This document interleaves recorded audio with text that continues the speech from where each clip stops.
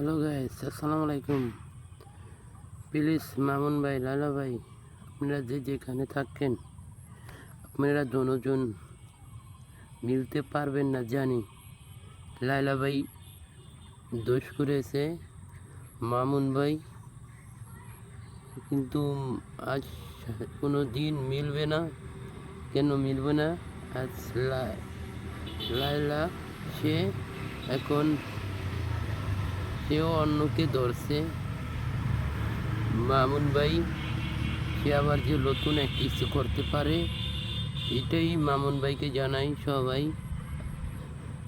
সবাই যে মামুন ভাইকে আমি অনেক ভালো লাগে। মামুন ভাই আমার ফ্রেন্ড। যেদিন মামুন ভাইকে আমি দেখা করব সেদিন আমি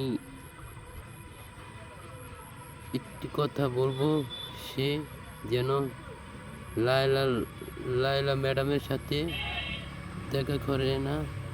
এইটাই, সে একজন অন্য মানুষ পেয়ে সে এখন পুরা মানুষটা অনেক ভালো আছে।